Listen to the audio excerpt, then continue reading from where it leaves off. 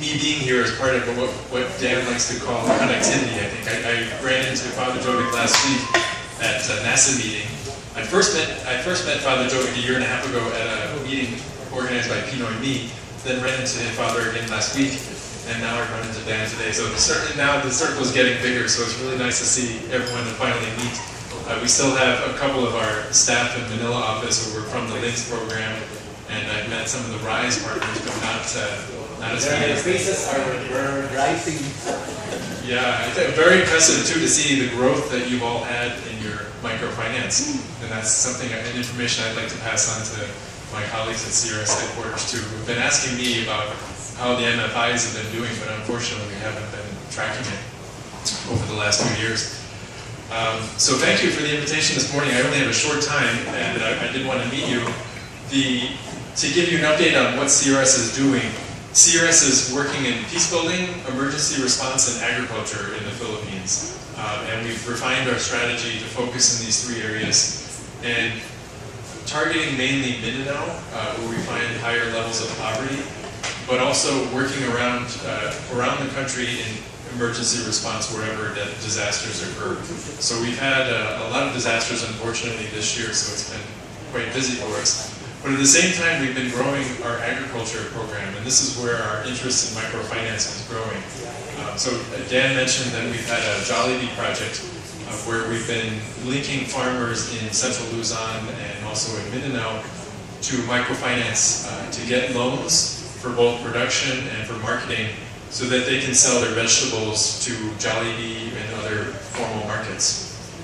And we're looking to expand this methodology in the next bigger agriculture project called FARM. We just launched it in early June in Mindanao in 7 provinces, and we're looking to work with 32,000 farmers. As you know, microfinance for farmers is hard, very challenging. We've been working the last 2 years in Mindanao trying to link farmers to microfinance. As you know, we're not doing any microfinance anymore directly. As an NGO, we've decided we should not be doing any banking directly. So what we're trying to do is tie farmers into the microfinance institutions locally where they live. And it's been hard. I think we've had a lot of challenges on trying to train farmers to be entrepreneurs. How do you become an entrepreneur? How do you manage funds? And then building the trust on the part of the banks to lend to the farmers. And these are issues that we're trying to work through. We have an approach called agro-enterprise clustering. It's different than cooperatives. So with clusters, we group farmers in usually 10 to 15 farmers a group. We work with them to produce a crop for market, not just for production, but producing for a market. Looking at formal markets like supermarkets, restaurant chains, other food processors, and seeing what the markets want in their agricultural produce. And then training the farmers to produce the right produce and sell it to those markets. It takes a lot of training. So we have what we call the 8-step approach to agro-enterprise. So each step we try to train farmers, link them into these markets. It's a participatory approach, but it takes time. But the results are very good. Still though, microfinance is one of the challenges we have, and it's how do we link those farmers. So I know Adjesm in Mati is working with us with the yes, that's right, with the coffee cacao, and we're also looking to expand to other partners in the same provinces where we work. But it's a learning experience, and we'd certainly like to know if you've had any experiences, positive or negative, working with farmers and how you link them to microfinance. But I think I also took note of the challenges for discussion points you have today of the preferential option for the poor. How do you balance these two? Because one issue we face with farmers is that we have very strong results with the better off farmers, the small farmers who tend to be a bit more educated, better off, but less success with the extremely poor farmers. And we're trying to build the entrepreneurial capacity of these farmers, but it also has its limitations. And at the same time, with the entrepreneurial aspects of it, farmers typically are not used to selling to markets. They're not used to acting as a business person. They're usually focused on the production and then producing for their own consumption and then selling whatever's left. They live season to season. So it's a challenge for us in trying to make them entrepreneurs, similar to what you're facing as well. So I definitely took note of that. But thank you for the invitation this morning.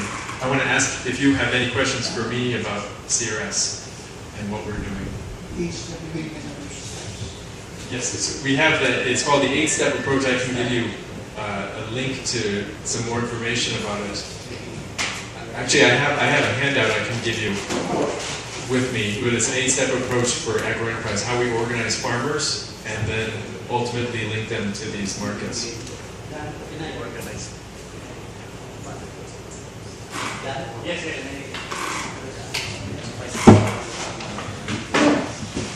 Yeah, thank you very much, Joe, and thank you very much for making time with us.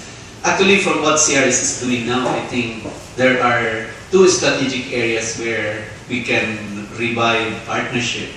As you said, yesterday we are actually talking about agri-finance, and that should be the future of microfinance because we are all in the rural areas.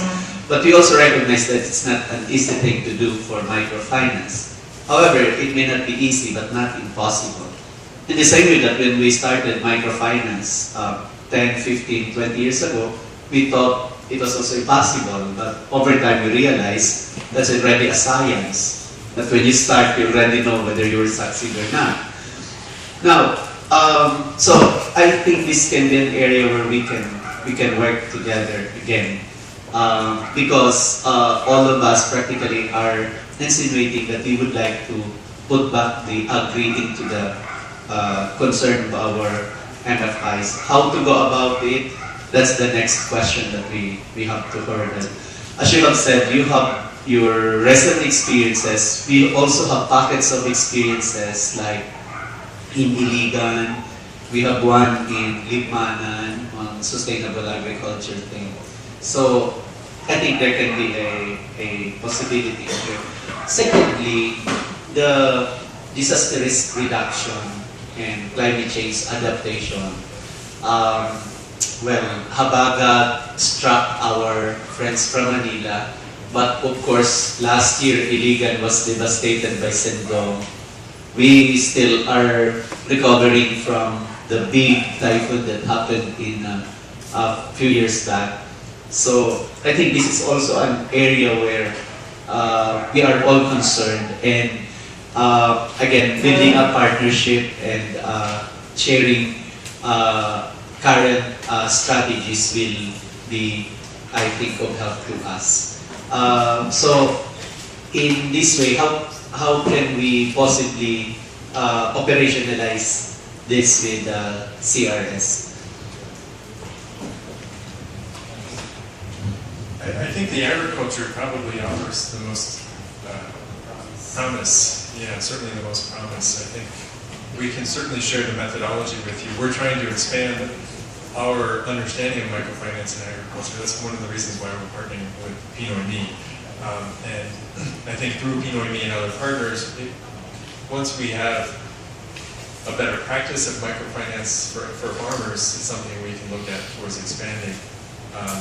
One thing about one of our limitations now is funding, because our funding is limited to Mindanao and you have a much wider scope geographically than us. But I think what we can try and do in the future is provide some training or orientation on how we do microfinance for farmers.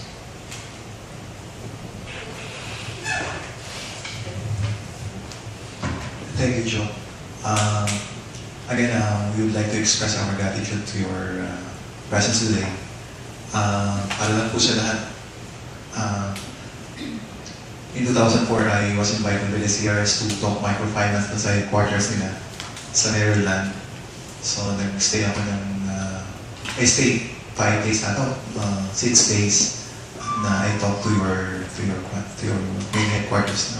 Connected to the proposition of Father Joey, another component that we can foster strategic partnership is on capacitation.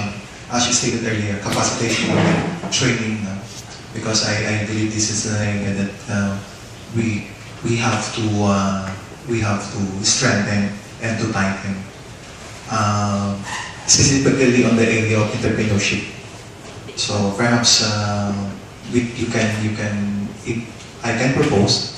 You can also expand your training services, not on the component of funding, but technology and transfer the technology to other areas, not only in Mindanao, because there are other areas that are also willing to foster or to link up with your institution, like Luzon and other island provinces.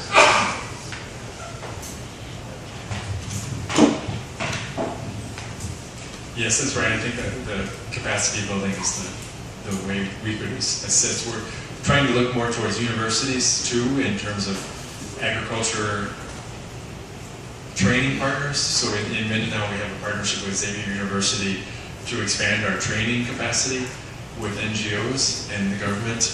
And we're looking potentially other partners in Luzon too.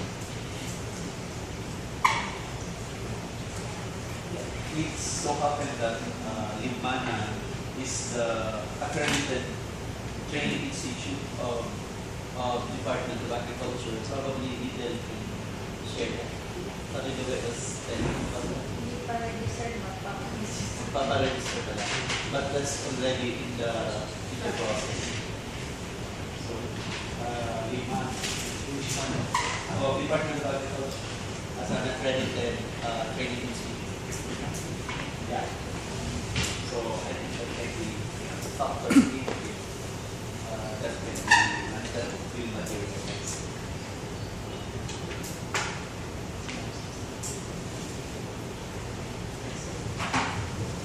So Joe, thank you again for joining us this morning, and thank you for your presentation.